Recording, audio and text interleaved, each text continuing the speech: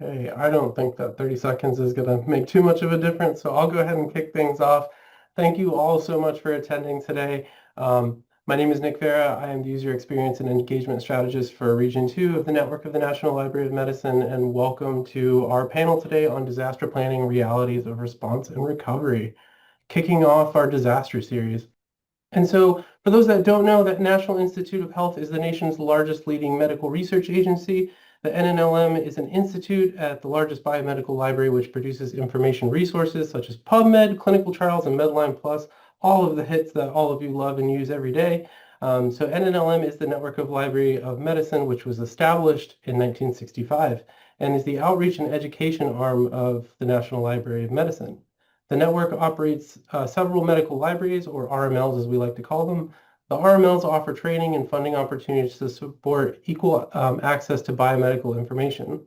The progress of medicine improved public health by providing U.S. health professionals with equal access to biomedical information access that enables them to make informed decisions about their health and wellness. With that, I'll go ahead and hand it over to Christy, who is our Executive Director for the Region 2 Network, and take it away. Thank you very much for leading us in. Good afternoon, everyone, and good morning for anyone joining us from the West Coast. My name is Christy Anderson. I am the Executive Director here at the NNLM Region 2. We are based in Charleston, South Carolina. We're excited to kick off this month's disaster planning webinar series. We've got an informative and engaging panel featuring 4 outstanding library leaders from across the country. Today, we're going to hear from Kate Fluelling, Keith Pickett, Kathy Davies, and Jeffrey Slagle. Each will share their unique experiences and navigate us through the various disasters and lessons they've learned along the way. The way it's going to work, the session is going to work, is we're going to begin with a short presentation from each of the panelists, and then we'll be followed by a moderated discussion with some set questions, and then we'll open the floor to everybody with who may have questions or comments for our panelists. So to get us started, it's my pleasure to introduce us to Kate Fluelling. She is from Boston University, where she serves as the Director of Library Services, providing leadership and strategic planning to support the educational, clinical, research, and administrative needs of the Chobanian and Avedasian School of Medicine, a division of the Graduate Medical Sciences at the Goldman School of Dental Medicine and the School of Public Health. Thank you very much, Kate. Thank you, Christine, and hello, everyone. I previously served in an RML for 10 years, so it's nice to be back on an NLM webinar after several years.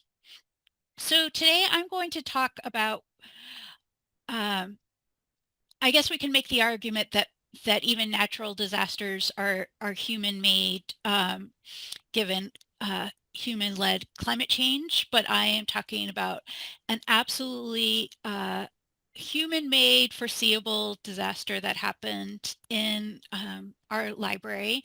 And let me share my screen.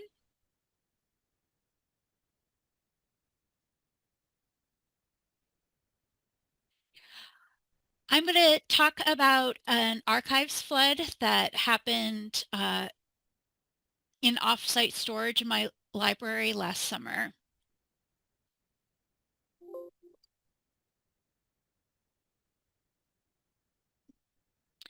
So to give you some history, the Boston University, particularly School of Medicine, has a long history. We started as the first female medical college in 1848. We have always been integrated, and then once we merged with Boston University to create the Boston University Medical School, we were always co-ed. We have a lot of firsts. We graduated the first African American female physician, the first Native American physician, the first African American psychiatrist. Former dean was the World War II penicillin czar, Chester Kiefer. And we've been the home of 2 very important longitudinal studies, the Framingham Heart Study and the Black Women's Health Study. So what we have is of historical value, not only to our own university and medical school, but also to the broader history of medicine. We have collections from the schools of medicine, dental medicine, and public health, as well as affiliated hospitals. We are not the archives of Boston University. The BU libraries, to which we do not report, have the university archives. So my library, which is 3 floors, underwent multiple renovations over several years, and ultimately the archives were moved from the library to formal animal labs in a state-owned hospital next door.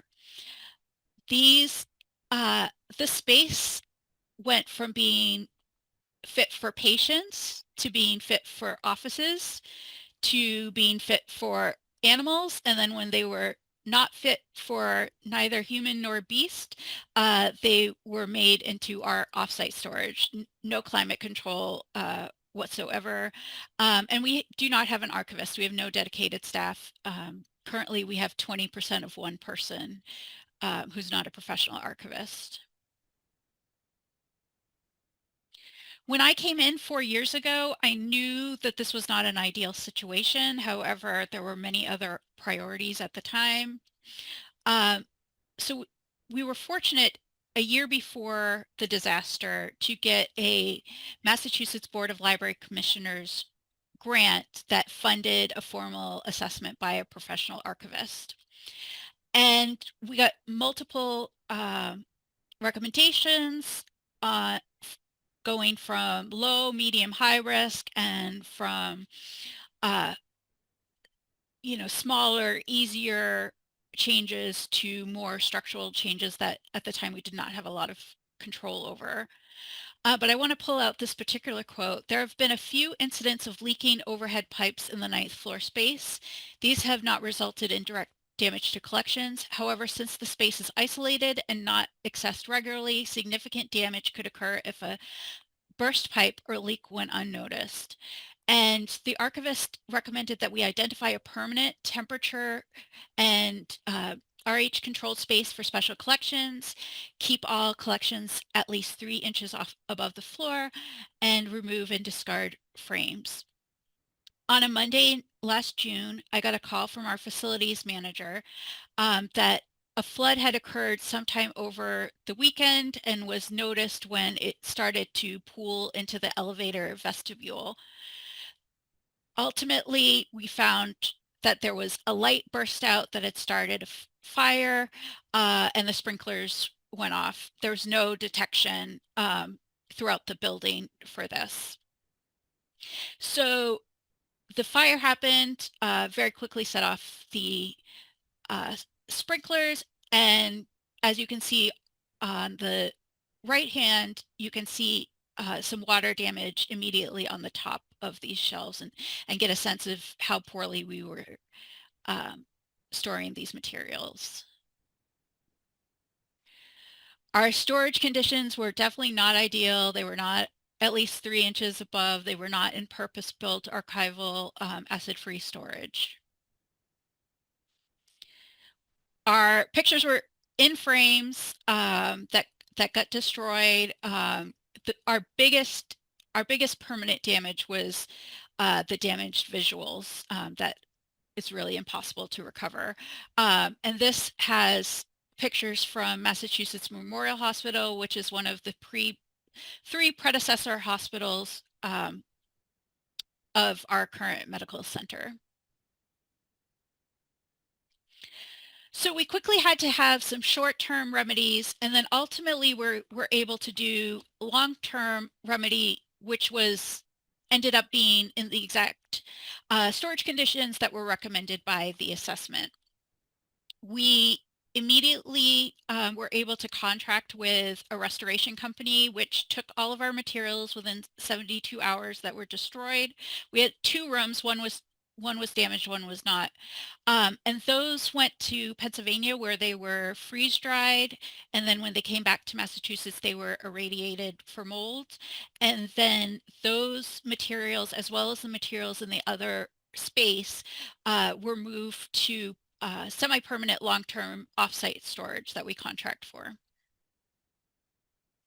What we did right, we definitely did right by getting that assessment grant. It was very easy. It also really helped with insurance. One of the other recommendations was that we inventory and provide finding aids for our materials. At the time of the report, we had 10% of our materials in there inventoried. By the time the flood happened, we had 90% in our BU institutional archive space. We had also done a lot of scanning and online access through our digital repository, and I had worked with our development office to get the approval to use book funds, not only for collecting materials, but also for preserving materials. So I immediately had cash flow. After the flood, immediately went to site as soon as we knew of the flood. Within 72 hours, we had all the damaged materials out of there, and within 1 month, we had identified cost-effective offsite semi-permanent storage. Some lessons learned, document before a disaster happens, document during. I was really just honestly shocked and ironically, I used to teach the disaster preparedness classes for NNLM, but then when a disaster actually happened, it just totally came out of my brain, everything that I knew. Production over perfection, even though we knew we were not in the ideal space, we did a lot to prepare ourselves in case something did happen. Make friends, facilities, risk management, development, senior leadership. At any point, the senior leadership could have decided that these materials were not worth preserving, either in the short term or in long-term storage. Make the case for how valuable your collection and space is, and consider outside and internal funding options. We were very lucky to have state funding that was available to academic libraries. And I will answer more questions during the panel, but first I want to thank my colleague, Alin Edian, who's the head of resource sharing and discovery, which co-authored a version of this presentation for NASL last year. Thanks very much. Thank you so much, Kate. I appreciate it. And as a former archivist, that's so scary. Like, that's so awful to walk into. All right. Up next, we have Keith Pickett. Keith is the Associate Dean for Health Sciences and the Director of, I should have asked how to say this, Mattis? Library of the Health Sciences at Tulane University in New Orleans, Louisiana. All right, take it away, Keith. All right, thank you very much. Good morning, everyone. Well, good afternoon to some of you. My name is Keith Pickett. I currently work at Tulane University, and I'm here today to talk to you about hurricanes. What you see on the screen in front of you is a wonderful picture of what it looks like the day before and a day after a hurricane. Well, the day after a hurricane, if you're lucky. Oop. So just a little bit about me. I was born in Texas, but I'm a lifelong resident of Southeast Louisiana. Hurricanes have been ubiquitous and a fact of life for as long as I can remember. What you see on the screen is a spaghetti list graph of hurricanes that made landfall in Louisiana going back to 1850. I've been around for some of these. I won't say how many of them, but a lot of them. But I remember my experience as a kid. I was one of those geeky New Orleans kids who had a big hurricane map on his wall, and I would track all the hurricanes. I wanted to be a meteorologist. I remember that every few years we would get a day off or two from school, and it would just be a wonderful thing.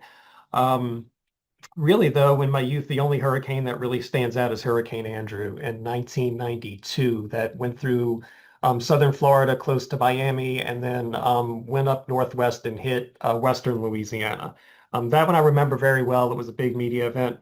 But for the most part, it was pretty quiet. I remember during college, there was only one storm because I went to school maybe an hour south of New Orleans, and there was really only one storm that we had to evacuate for, and it fizzled out before it hit the coast. So it was just a reason to go visit some friends in northern Louisiana.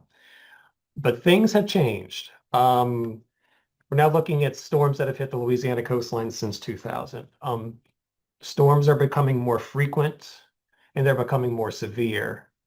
These are just storms now since 2019. So we've gone since 1850 to all, 6 storms that had considerable impact since 2019, just in the past 6 years. The storms are getting more intense and they're intensifying rapidly. Hurricane Ida that hit a couple of years ago went from a Category 2 to almost a Category 5 overnight, under 12 hours intensification. So it's been a challenge dealing with hurricanes. Also, there's an increased reliance now on electronic systems, and that totally complicates and prolongs recovery. Any utility company is not going to work on a power line until the sustained winds are below 30 miles an hour. So you have to wait for the storm to go through. A lot of components now can't be repaired, so you're looking at complete replacement, and that requires a supply chain and a lot of outside help to get things running. During Hurricane Ida, a major power transmission line between the East Bank and West Bank of the greater New Orleans area ended up in the Mississippi River. So you can imagine that infrastructure rebuilding takes a lot of time. So I'm here to tell you very briefly the story of Hurricane Katrina's impact on 2 institutions. And I'm going to go through this very quickly, very briefly. LSU Health Sciences Center in New Orleans and Tulane University Medical Center. At the time that Hurricane Katrina hit on August 29th of 2005, I was a staff member at the LSU Health Sciences Center Library, and I started working at Tulane in 2010. What you're seeing on the screen right now is an aerial shot of the New Orleans Biomedical Corridor, and you can see that pretty much the entire downtown healthcare infrastructure was flooded. You see the Superdome with most of its roof ripped off. LSU is in the bottom right. Going up Tulane Avenue, which was covered in water. Eventually, you'll get to the Charity Hospital. The Tulane School of Medicine is right behind it, and Tulane Hospital is directly across the street. So you're looking at 2 major hospitals within maybe 8 city blocks completely flooded and only accessible by boat. A lot of the other hospitals in the New Orleans area suffered the same fate. But we recently had the 20-year anniversary of Katrina here in New Orleans. It was a combination of a natural and man-made disasters. Natural, of course, for the hurricane, man-made in that the day after the storm came ashore, an ill-equipped and neglected levee system failed and flooded pretty much the entire city. Even though it was 20 years ago, this is something that is still fresh in the minds of the people who were here. We honor the past and those who suffered and passed away in the storm and those who rebuilt. But at the same time, the Katrina experience wrote the playbook that we've followed for every major event since. Every hurricane, we followed the post-Katrina plan. When we had a freak snowstorm earlier this January that covered the city in 14 inches of snow, we followed the plan that we developed after Katrina. And for the COVID epidemic, we drew upon our experiences from Katrina as well. So I'm going to start over at the LSU Health Sciences Center Library. That's where I was located. I was not at work, but I had evacuated at the time. This is the day after the storm. This is the building that is across the street from the building that houses the LSU Health Sciences Center Library. There's a car flooded to give you some scale. And as you can see on the bottom right, this picture was taken from a boat.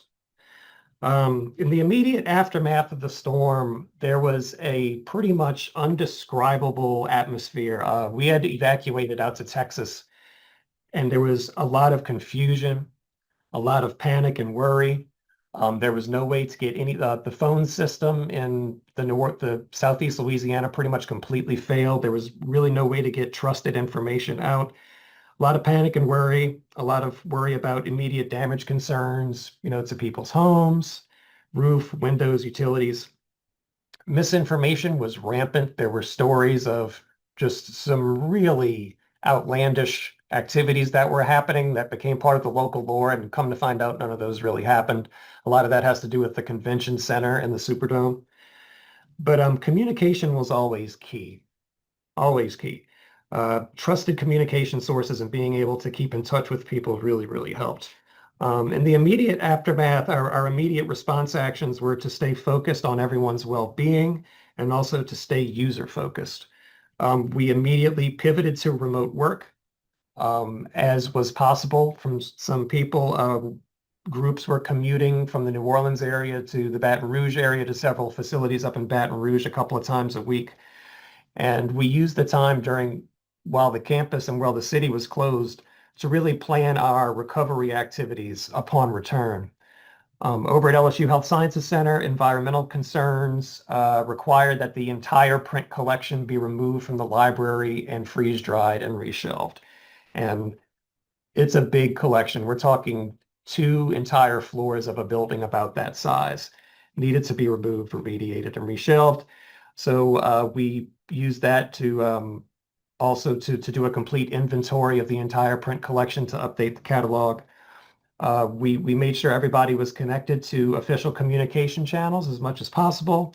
And we did as much as we could to meet once a week as a library group for whoever was in town. And we met wherever we could, wherever had power. If it was a fast food restaurant, we met sometimes at some bar and grills that were open. We just really did what we could. So down the block was Tulane University, where I currently work. And the information I'm going to give you now about the Tulane story comes from Susan Dorsey, who's a former librarian who wrote a bit about the recovery at Tulane. So Tulane University Health Sciences Center suffered massive damage from the flooding after Hurricane Katrina. The schools of medicine and public health, as well as University Hospital and all auxiliary buildings, were flooded from their basements and up to 3 feet above ground level. This is a picture of the computer lab in our building while it was still flooded. This is a day after the storm. 2 library staff at the time were considered essential workers, so they stayed. And so these pictures come from them. Those staff members really performed heroically in salvage, security, and communications, and assisted in care of the critically ill, and were later evacuated through hospital rescue 5 days after the storm. So to give you a context, you're sitting in this for 5 days with no communications. And don't think of that as water. That is what became known in the New Orleans area as the toxic soup. So you're looking at flood waters, you're looking at, urban runoff, garbage, dead animals, and contamination such as lead in the soil, toxic fluids from automobiles, oil, antifreeze, stuff like that, all mixed together, all sitting all over the New Orleans area for over a week. The Mattis Library was situated on the 2nd floor of the building. We didn't suffer any damage to the collections, but repairs to electrical, ventilation, and plumbing systems did require demolition and reconstruction in some library areas. Pretty much immediately, the library staff was reduced from 20 to 14. Internet, telephone, and utility services were not restored until the end of January the following year. So this is some pictures of the campus being evacuated and airlifted out. As a response, the Tulane School of Medicine moved to the Baylor College of Medicine and other healthcare institutions in Houston and stayed there for the rest of the year. Meanwhile, back at LSU, we got our collection back. On the left, you'll see some print journals that had stacked up that were diverted to Baton Rouge that we were processing maybe once a week and boxing up in the hope that we would someday return to the library. And the picture on the right you'll see is pictures of monographs and journals before they were reshelved. So just to give you some quick statistics about Katrina, it caused over $125 billion of damage, and that's $2,005, over 1,300 deaths. Over 70% of the usable housing stock in the New Orleans area was damaged or destroyed. That was a huge, huge problem. And Katrina caused massive shifts in the population in the greater New Orleans area. A year after the storm, less than half of the population had returned to New Orleans. And it still hasn't fully recovered. We still don't have pre-Katrina population levels in New Orleans. And there's some towns in Southwest Mississippi on the Gulf Coast that are still, apart from a couple of houses, ghost towns. I saw a news story maybe a week or 2 ago that one of those small towns on the Mississippi coast, they're having their 2nd restaurant open, and it's been 20 years. So there were huge impacts.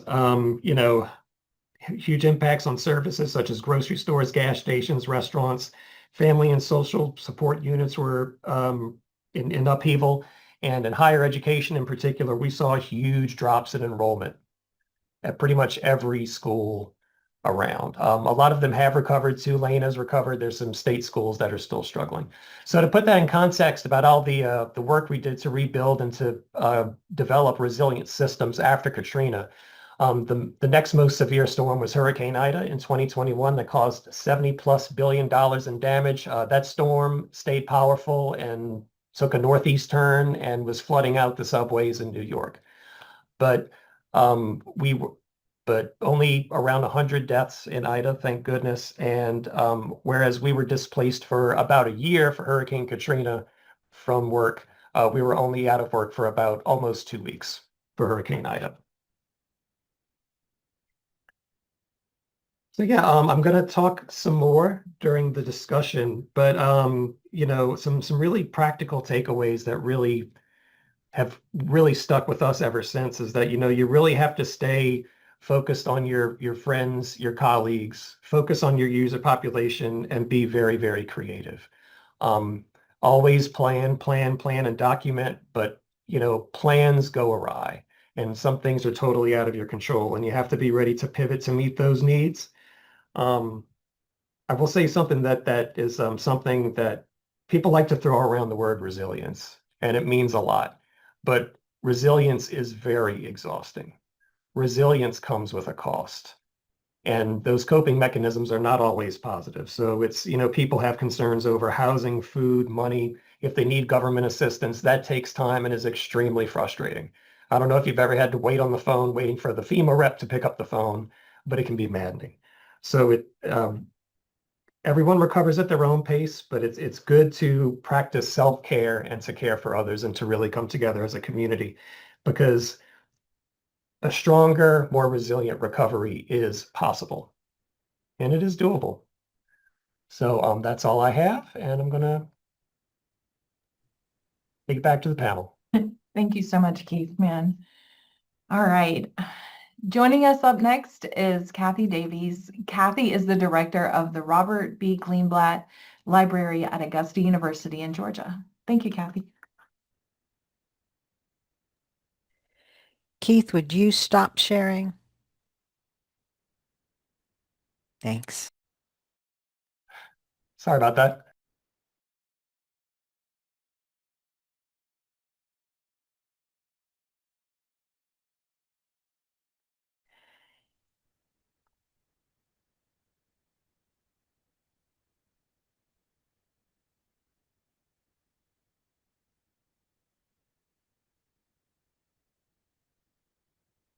Yep, we got it now, Kathy. And you'll need to unmute.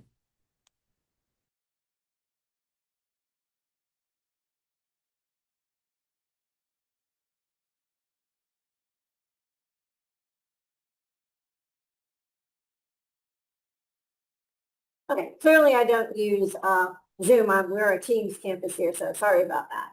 I want to acknowledge Keith's comment about Mississippi. On a personal note, this is my second major hurricane, Helene. My parents lived on the Gulf Coast of Mississippi, and they suffered Katrina damage, 4 feet of water in their house. So, and 20 years later, that still has an effect on me, and it will. Recovery is ongoing, and it's not linear. So at Augusta University, we have 2 campuses, the health sciences campus and everything except vet med and pharmacy, and an academic undergraduate campus separated by about 7 miles. And we had damage at both campuses, so we got the exciting news of making the Georgia Library Quarterly cover, but not in a way that you really want to happen to your campus. So there is an issue about the impact on Georgia libraries, and we weren't made the cover. So what happened to Augusta University?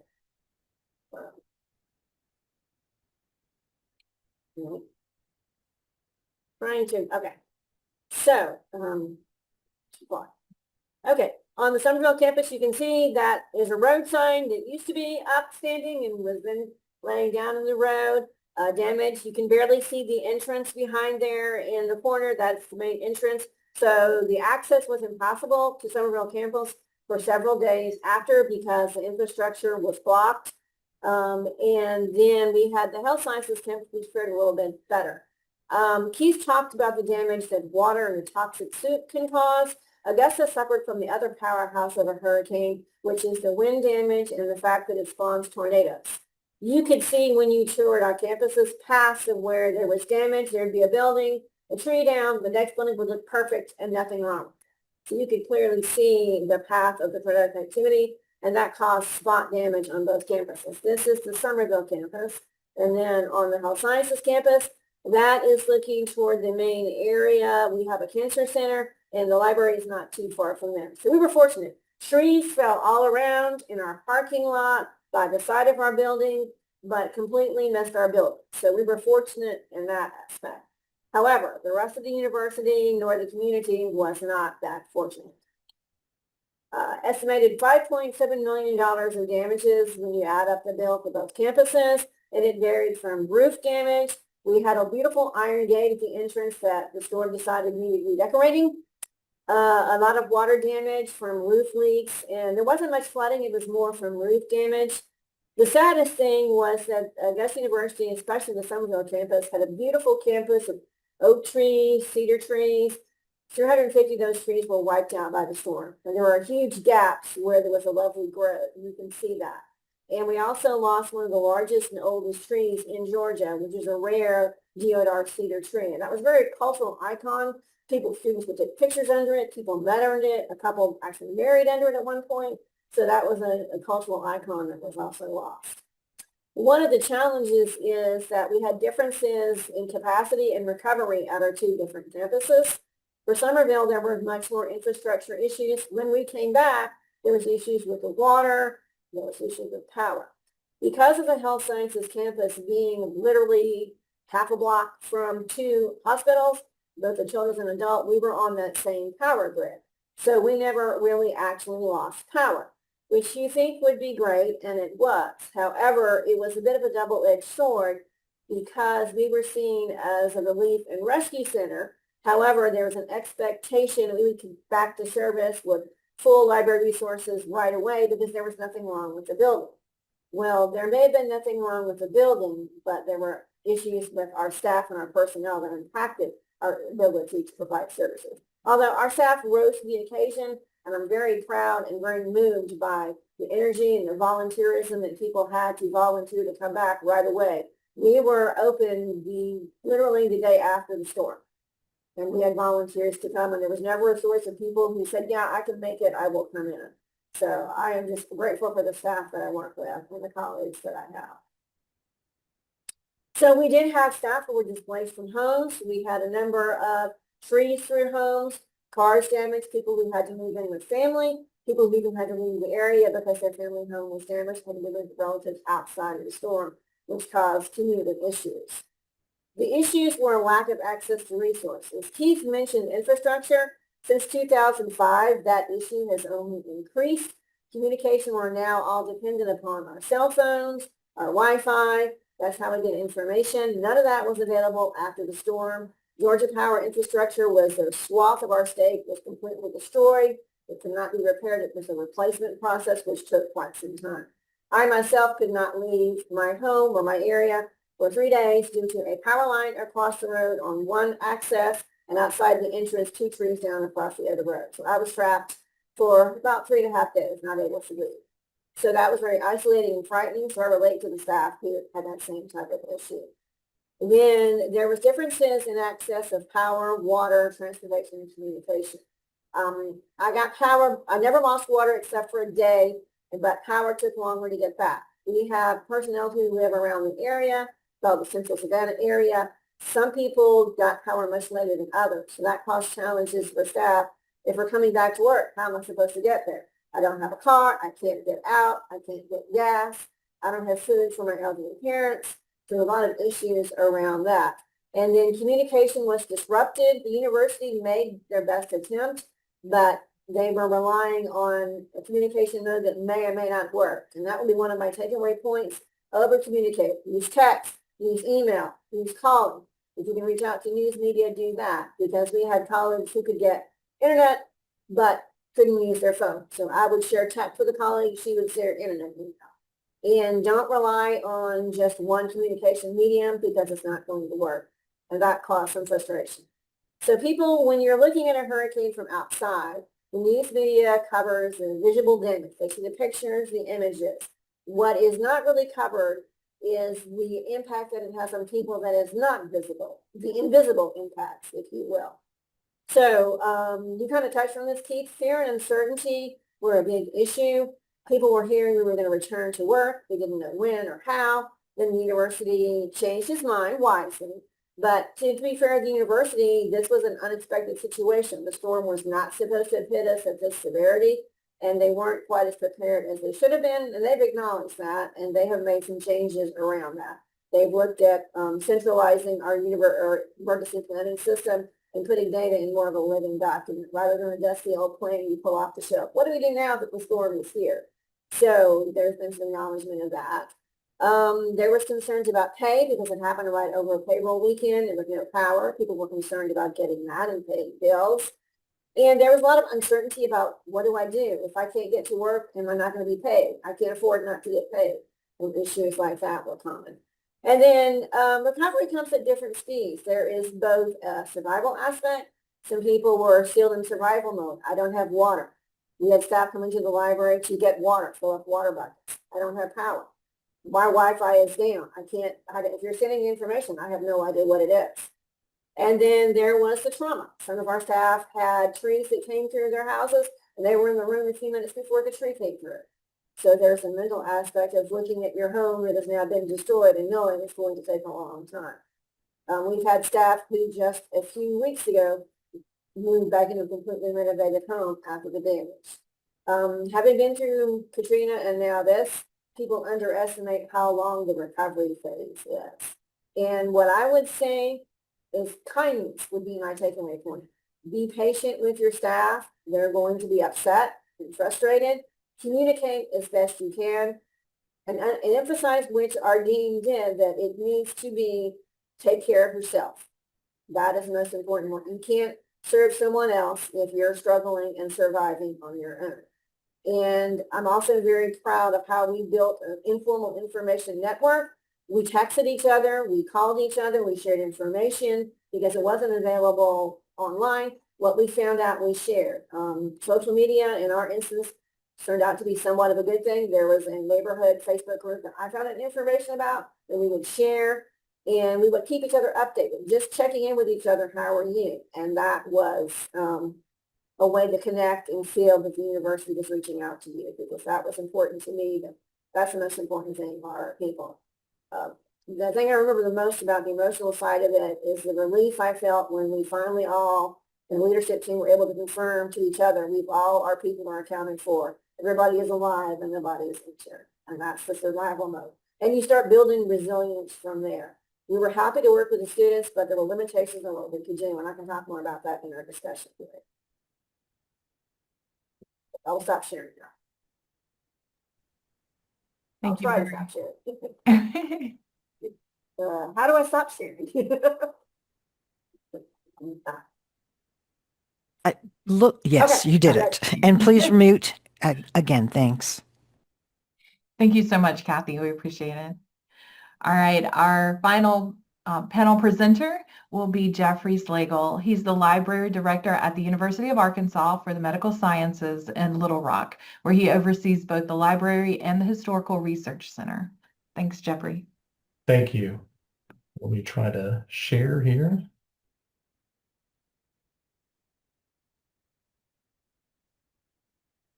Should click in a moment.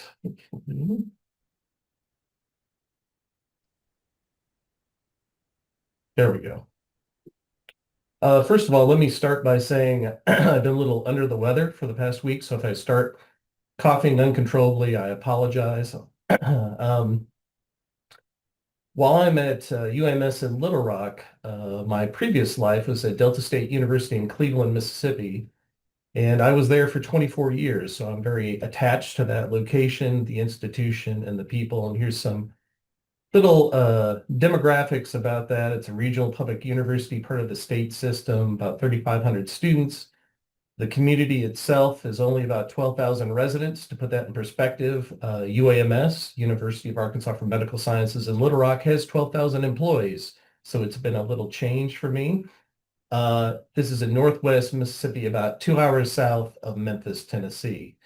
And even though it's a smaller institution, ironically, we had a very large library, over 92,000 square feet, capacity for 900 students, the primary campus computer lab.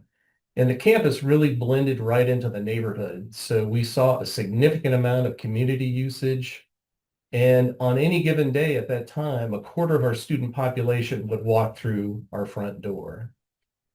Now that I've set that kind of the environment, what I'm going to talk to you about today was an active shooter incident that occurred on Monday, September 14th in 2015.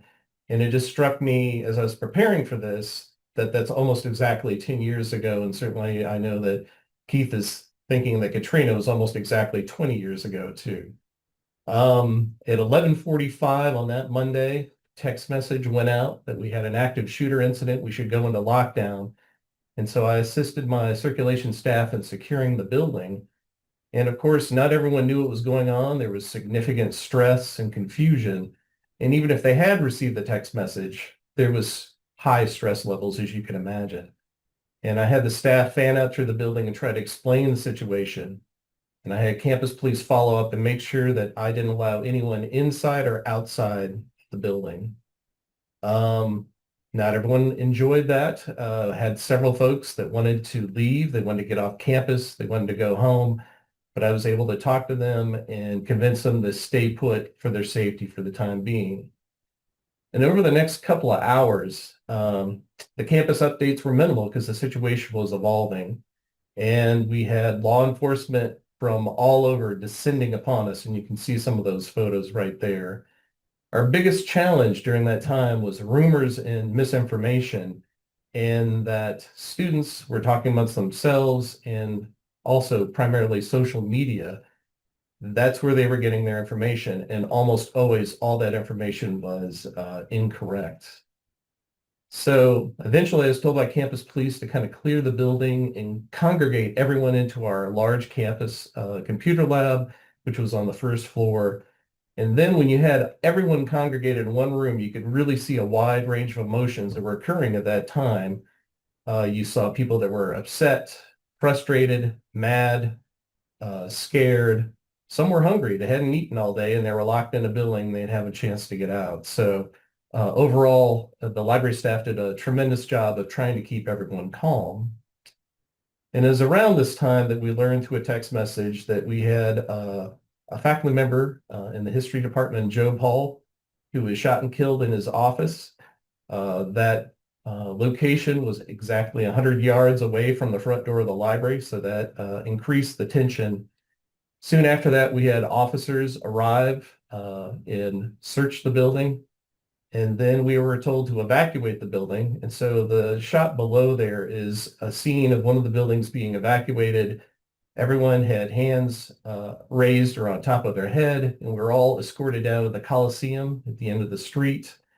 That was faculty, staff, students, everyone. So the Coliseum was kind of being used as a holding area. Again, frustrations are high. Everyone's now in one location.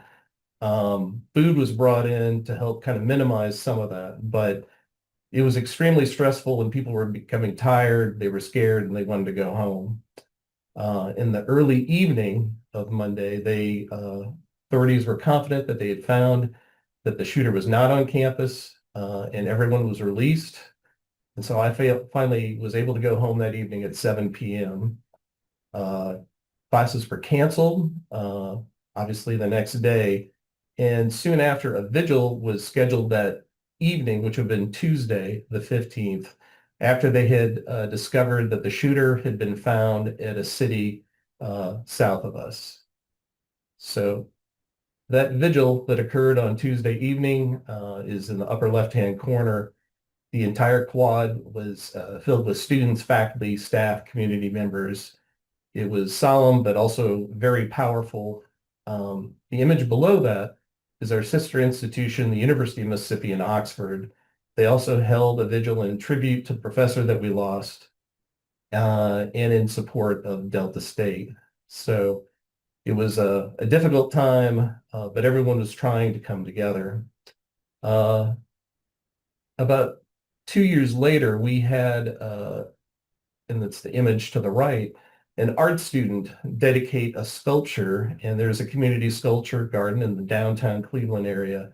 And this was dedicated to the professor that we lost. It's got a couple of different imagery that I would share. One is it's a symbol of a broken arrow that's supposed to be a symbol of peace, and then also had a dual meaning in that the professor that we had was a Native American history specialist. So moving forward, the administration decided returning in class was the best method. So on Wednesday of that same week, we returned to class, but of course there was a lot of flexibility that was provided.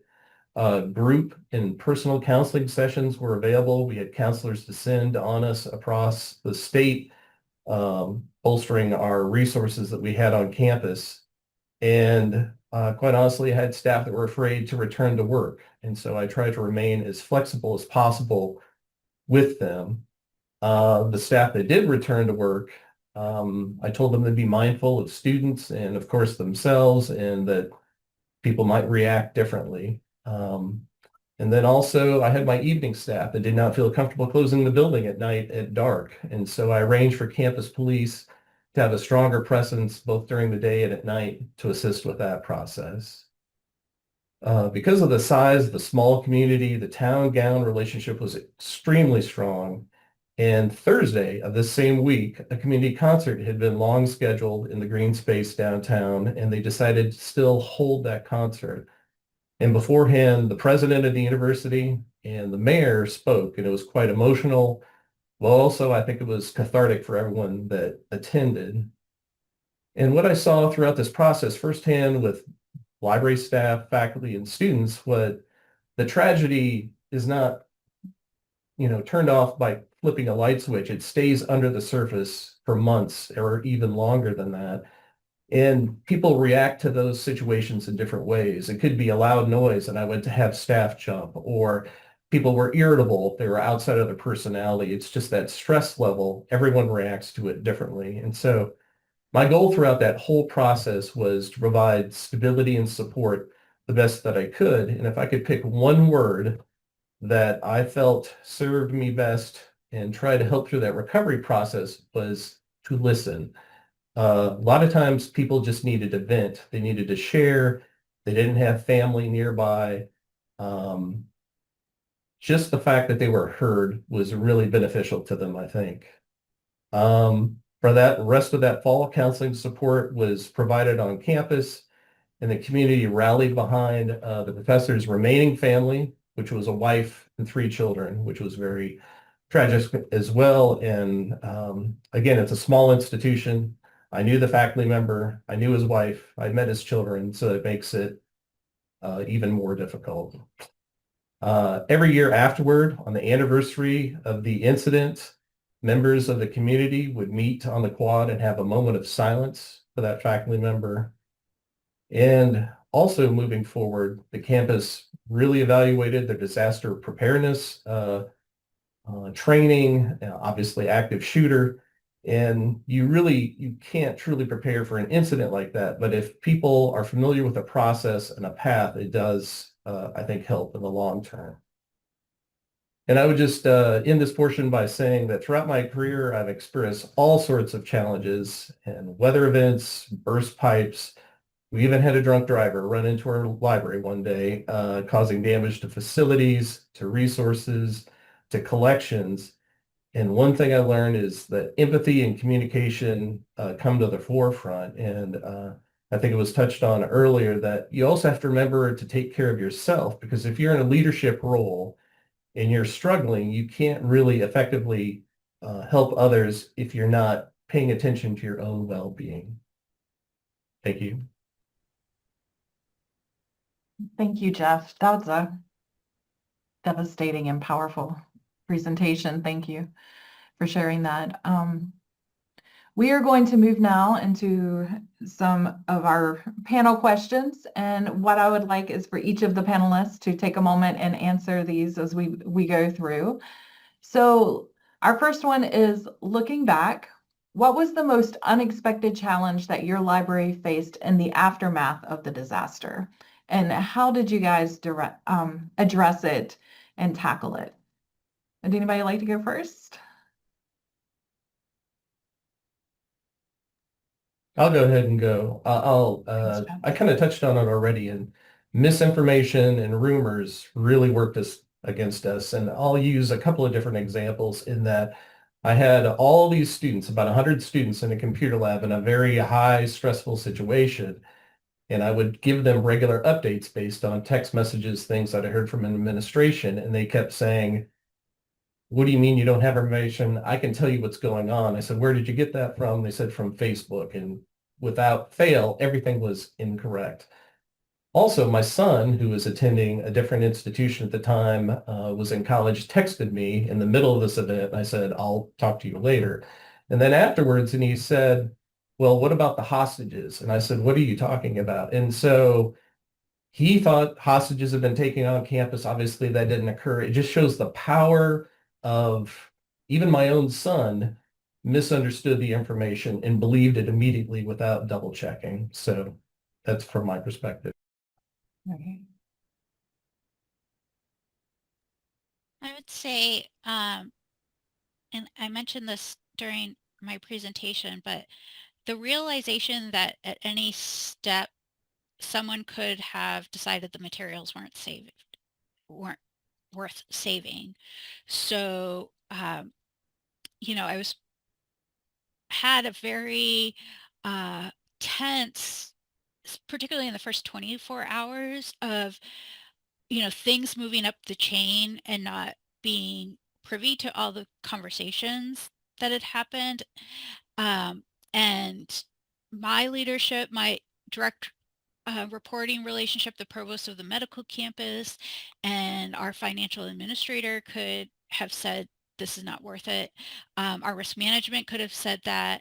Our insurance company could have said that. And so for me, it just reinforced the idea of I need to know more about the collection. I need to be showing the collection. I need to be hyping up the collection so that if something happens, there's no doubt in people's mind that the collection would have been worth saving.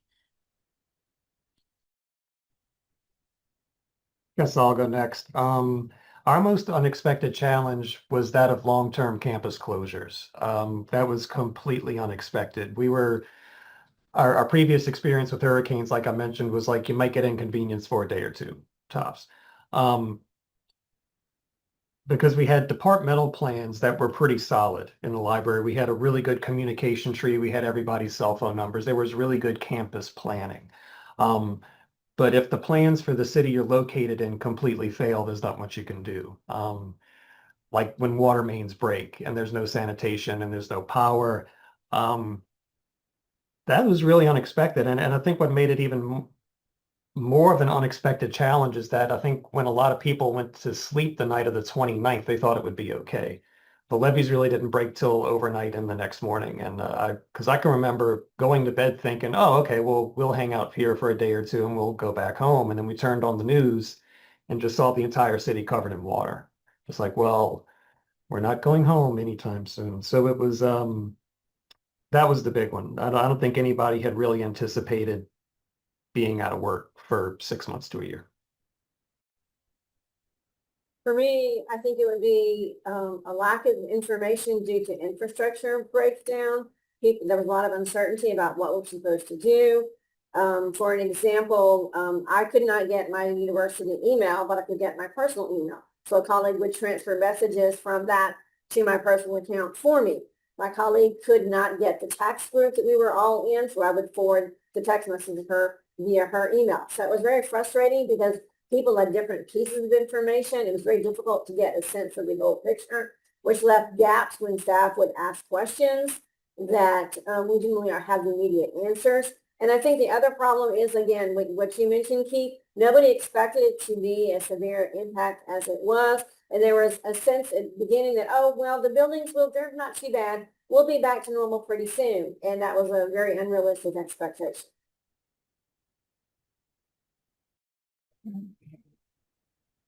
All right. Can you share a decision you made during recovery that maybe in hindsight you would approach differently, if at all? And tell us a little bit about why that is.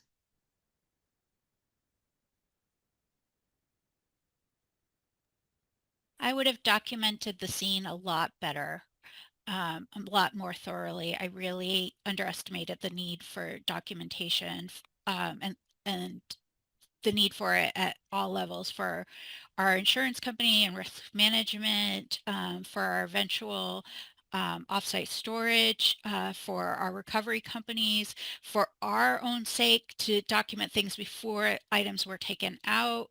And a lot of that was just, shock at the situation. We were walking into 2 inches of water. We didn't know if it was safe to go in. The electricity did end up being shut down so we could safely go in, but then there was no light. And I think even just spending another 15 minutes, half hour in the space would have helped a lot. Fortunately, we had a good inventory by then, but it's not the same as really looking at the collections, particularly those visuals. I think would have helped a lot.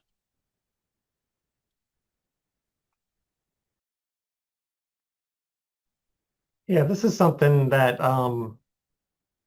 it's really hard to think about, I guess, with Katrina, because you're looking at it, it's been 20 years, and there's 20 years of hindsight there. And a lot of the things that I think we would have done differently, and I've talked to some former colleagues who I was working with at the time about this, and but a lot of the things that I think we would have done differently just simply didn't exist in 2005. After a couple of days, only text communications work, and even then it was spotty. Some people's phones didn't have plans that allowed texting. Some people's phones weren't capable of texting. Some people left their phone at home because we weren't always attached to our phones 20 years ago. And there was we were trying to get in touch with as many people as we could. One person we didn't know where they were until they showed up on the news in a shelter in Houston, like we saw her in the news. I think that if we would have done just one thing differently, and this has to do with our collection, this is collection specific. I mentioned that we had to get our entire print collection moved out of LSU. There was so much people coming in and out of the city helping with recovery that the crew that took the books off the shelves with a great amount of care were not the same crew that put them back on the shelves. And we were busy doing other things, and we didn't really supervise what they were doing all too much. And it ended up in a months of work after that to reshelve and shift the collection. So basically we had to shelve everything twice. And looking back, we would have watched that a lot more.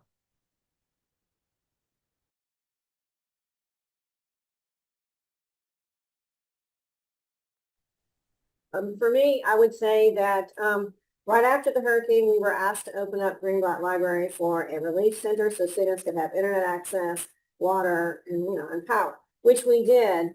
But one of the challenges we didn't think about is security. The doors were supposed to be locked and on a set schedule, and they didn't always work as we would have anticipated. We had staff who were there, and then the police came in and said, we need you to evacuate the building because we're not sure about the power grid. So people would go and then be sent home. We were kind of winging it day by day, asking for volunteers, depending on who could be there and who couldn't. So I think we should have probably set a more definite schedule. We did a few days later. We corrected our error, but I think we should have said, okay, we need to make sure the building is safe and we have enough staff to be there securely, and will the police be there on the spot, because they were patrolling the whole campus, which is understandable. So I think we maybe rushed that a little bit too soon in our eagerness to serve our students. And I would think more about our staff safety, which we did do later on when we were pushed to open later hours. We did say no because the lights were not still on in the area, and we declined to stay open past 5. And there was some pushback on that, but they understood that. I would just quickly say that it's kind of touching on what Keith said, is that hindsight is 20/20. And as I reflect on it now, I think we simply did the best we could under the circumstances. You could always second guess yourself, but I think we did about as good as we possibly could have.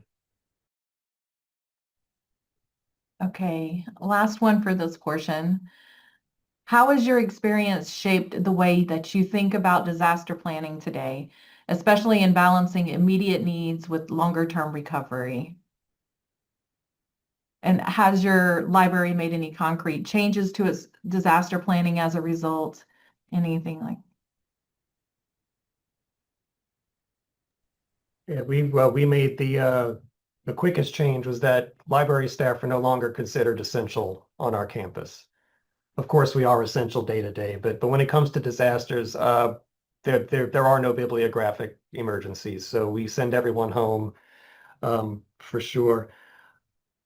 We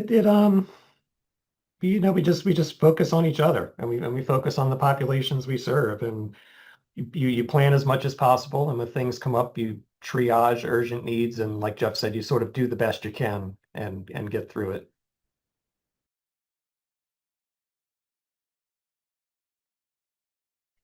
For me, it's the need for partnerships across universities, including departments you wouldn't necessarily think were partners in libraries. Certainly the larger university libraries were great partners, and we were very fortunate that they had recently signed an off-site storage agreement that we could then add an addendum to. But also places like campus planning and operations, which includes real estate, who make the decisions about where things go when there's no room within the library, and getting the importance of really having them know what stuff is being stored when and in what conditions are needed when they're making real estate decisions, whether it's internal or in places that the university is leasing on our behalf. I feel like Kathy and I are playing a game of chicken or something, waiting to see who's going to answer. I would just say that disaster preparedness has become much more important to me during that time, not only at Delta State University, but moving forward at UAMS, making sure that I meet with all staff members and talk to them about it, make sure they're comfortable with the process and understand it. And not only that, but here in Little Rock now, we share the space, but there are the departments that don't report to me, such as the Writing Center and Student Success Center and the Testing Center and the Title IX coordinator, and to share that information with everyone because we're all in the same house. For me, the university is making efforts to improve their emergency planning. One lesson we have all learned is multiple communication methods say the same thing many times. One of those methods might possibly get through to staff. Check on your staff to make sure they are okay. Some staff are not as forthcoming as others, and there's a sense that you're expected to be okay, even if you're not. It's okay not to be okay is a message that needs to be shared. And I would also say that we learned that our network, our connections strengthened. Going through this experience together, we all checked, we'll call people, oh, I heard from so-and-so. We checked on each other. We cared about each other. And I think that helped. And it was, in a way, working with the students was both frustrating and rewarding. They came to us for information. We're supposed to know everything. So we would answer like questions about where can I get Wi-Fi? And a young man was reduced to tears when I was able to help him find that Comcast had Wi-Fi hotspots. So there were some notes of hope and resilience throughout the experience. And I hang on to those that even though it was the worst of times, I saw a lot of the best in our people and our students, and I'm very proud of that. Thank you all. All right, we're going to move over to our attendee questions. And the first question I see in the chat is from Shauna. Were there any new partnerships, such as mental health professionals, health departments, community-based organizations, things of that nature, that developed due to this disaster? I'll jump in on that one. Again, we were a small campus, and to put this in perspective, we had a director of counseling, and that was it. We had one counselor on campus, so we had to draw from other resources across the state. And that really long-term assisted us in building those relationships in case of crisis, and also through various programs for our counseling department, our psychology department, et cetera. But without that statewide support, we couldn't have made it.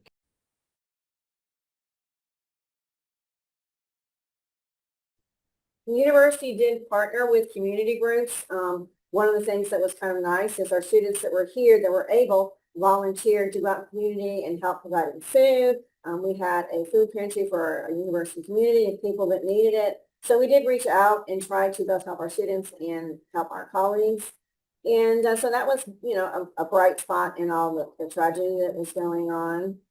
And as far as mental health, I think one of the positive things we did is after things had settled down, our dean held a sort of a town hall virtual, and we encouraged staff to vent. What could we have done better? And to take the feedback from that and move forward with that. So they felt like they were heard. And that's where some of the comments I made earlier about the communications, the concern about pay, some of that came from that feedback and saying that was the concerns that could have been addressed better. There were a lot of new partnerships after Katrina. I feel like the entire mental health, community health system in New Orleans was built after Katrina. I kind of lost my train of thought. I can't tell you how excited it would be to see a familiar face, like going through work and seeing people like, oh, yeah, great. And it was people who might just say hello to one another. We're all you know, all of a sudden carpooling and, you know, getting to know each other a lot. Here at Tulane University, after Katrina, one big institutional change was that the then president, in order to put Tulane at the forefront of the recovery of the city, instituted a community service requirement for graduation for all undergraduate students. And that made a huge difference in the community. And it really brought the students who come from all over the country really into the community, and it did a lot for our institutional reputation in the city, and it helped a lot with helping people rebuild. I think in libraries, we often think of in academic libraries, we often think of potential partners as different faculty, staff that we directly interact with to support the educational, clinical, and research missions of our universities. But I made a lot of friends with the auxiliary services and the overall campus infrastructure folks that really keep the lights on and keep us from potential environmental hazards, and make the decisions about real estate and the allocation of resources.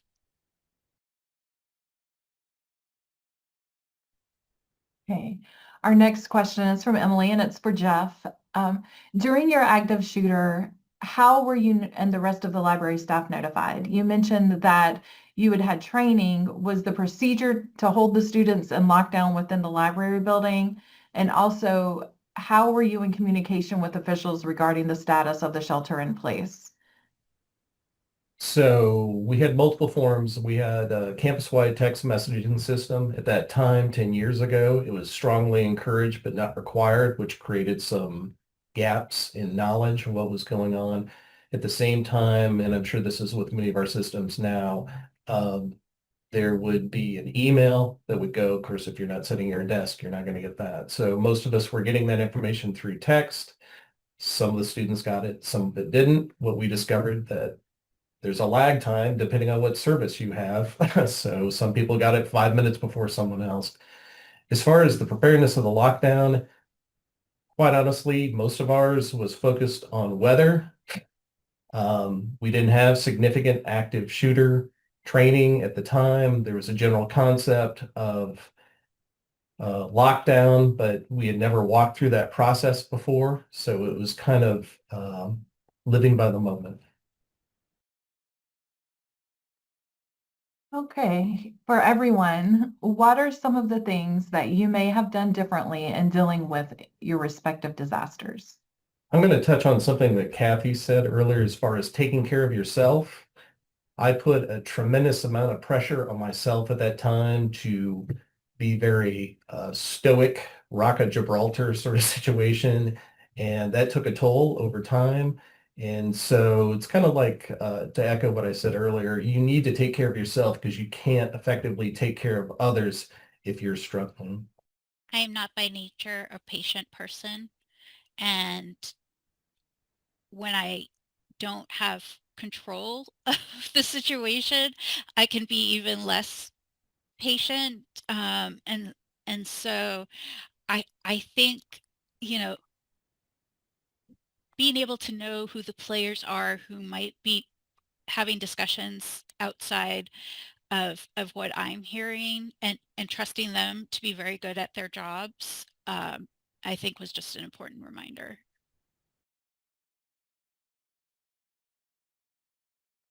Couple of different things.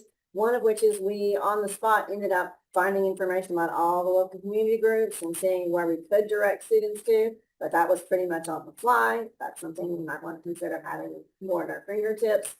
And encouraging staff to take care of themselves and understanding that resilience varies from person to person and not expecting it to be perfect. If you're winging it and you make a mistake, change your decision and move on. There's hindsight, as Keith said, is 20/20. You do the best you can, and patience with people who are under stress and on edge, because the students are freaking out and they're looking to the library as a safe place and a place with the answers, which we were safe, but we didn't necessarily have all the answers. I just want to echo what Jeff said about self-care, about giving yourself some grace. I think that's something that I would have done differently. I would have been easier on myself. There wasn't a whole lot of information that wasn't Katrina related at the time coming out in the media, and I think it would have been good to maybe unplug from some of that. You know what's going on. You don't need to be, glued to the radio 24/7 to wait for any blip of news, or at least in my situation anyway. So yeah, a little bit more self-care. It eventually did happen, but everything was all in the reds all the time for about a week, 10 days. And that leads beautifully into the next question we had, which was, what are things that you did to take care of yourselves then during your respective disasters, or perhaps wish you would have done, like you were just mentioning? Well, I can tell one kind of funny story. I live in an apartment complex and I was outside and a neighbor was chatting and her son was saying he was bored. And I said, do you like to read? He said, I love to read. I happen to be a fantasy and sci-fi fan. So I gave him some books and other neighbors passed by. I started a little impromptu personal lending library and I got to know some of my neighbors that way. So, that was kind of a nice feature. Like I'm doing my job. I texted my boss and said, hey, I'm doing my job. I'm lending books out. So that was kind of a nice little bright moment in the day. And I made some friends that way. So that was a positive thing. And I set boundaries with my family because they wanted to call. I would recommend if you're in a disaster and you have a large family, pick someone outside of you to be the contact person, give them an update, and then let them share it out. Otherwise, you're going to kill yourself. I actually yelled at my sister, don't call me anymore. My phone's dying. So you have to kind of set boundaries, morning update, evening update. And that made me know that I had something to look forward to. And I knew that they were worried and that eased their mind, which also made me feel better because they were checking on me. They got out of love and concern, but I was like, you're still killing my phone. Well, Christine, my first thought that came to mind when you asked that question was bourbon, but I know that's probably not appropriate for this group. So I will say that to unplug is, to use Keith's term, I'm a huge old movie fan. And so any opportunity I can get when I went home, I would just watch something familiar like Casablanca, just unwind, and it helped me kind of unplug just a little bit. Yep, I focused on things that I really enjoyed, activities that I really enjoyed that I could still do. It really put everything in perspective as far as like the importance of friends and family and community. And it was a lot of, that was a lot of the self-care was, being with others, being with friends. Our house, the damage was somewhat minor, so we were able to, have people whose houses were destroyed stayed at it was like we were like the hotel between their house and when they got jobs in Texas. Like we had friends stay with us for months at a time. But I think that what ultimately made the biggest difference was an internal change. It was just this feeling of, okay, this happened. You have to accept it, and let's not treat everything like a setback. If you have to wait in line for 30 minutes to get MREs, water and ice, put the window down, make a conversation with the person behind you. It was really interesting to see people come together like that. Even just going to get water, we were getting Canadian water given to us by like the Mexican army. So it was just seeing this NAFTA came together and the community was coming together. So I think it was just more of a choice of focus. You're going to focus on the negative or you're going to focus on what's happening, positive. And that ultimately made the biggest difference for me anyway. I think it's fairly disingenuous for me to talk about self-care with this isolated disaster compared to my colleagues who have dealt with hurricanes and active shooters. But I will say that through the process, one of my mottos that I've gained in recent years is progress over perfection.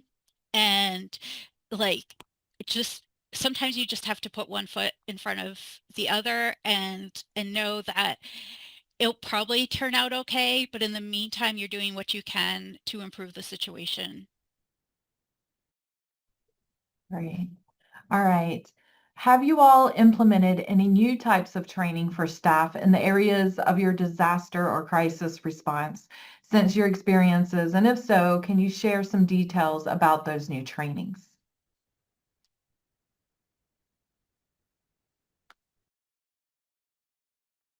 Not really, because we still only have, my colleague Ellen is like 20% of her job is the archives or a smallish library, and she has one library assistant who had done a lot of the scanning and creating finding aids. So there's not really like we have people to train, but we also have better connections with the experts on our campus. And so I think our biggest lessons were who can we lean on and who can we partner with.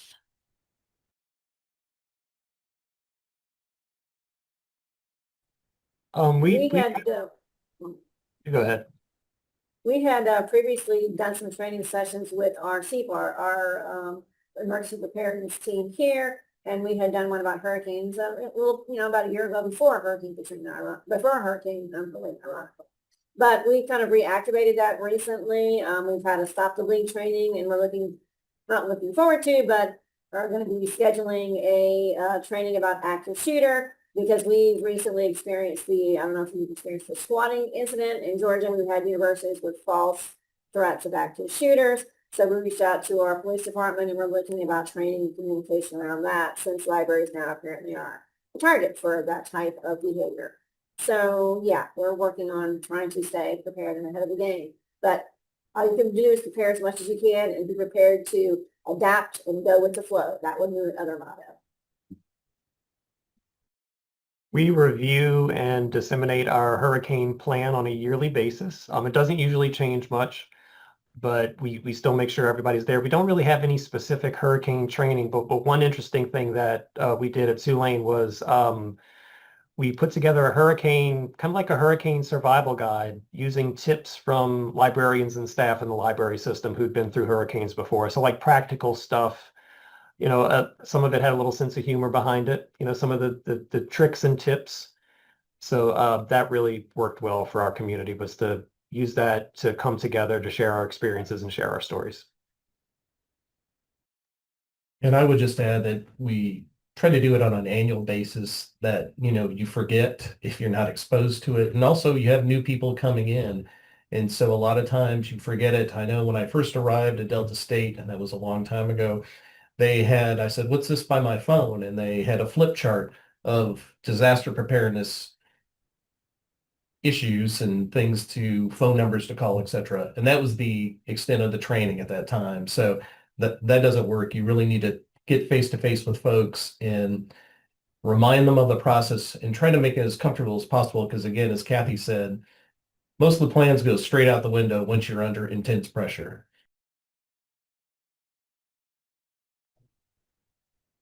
Okay, and how prepared were you all to respond to your non-English speaking communities?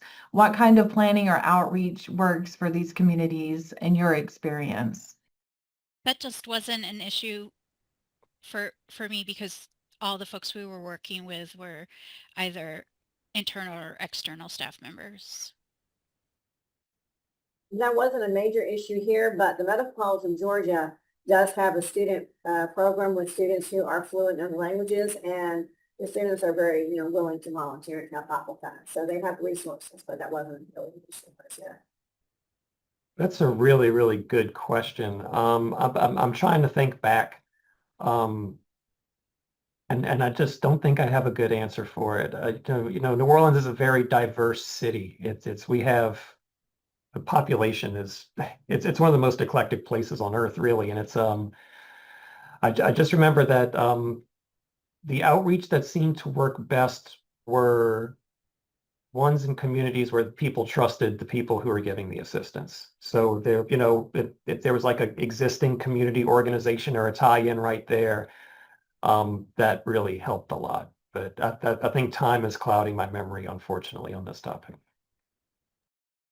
Yeah, that really wasn't an issue in my situation either. We did have international students. Many of them were athletes on various teams, but they were all fluent in English, so it really wasn't an issue.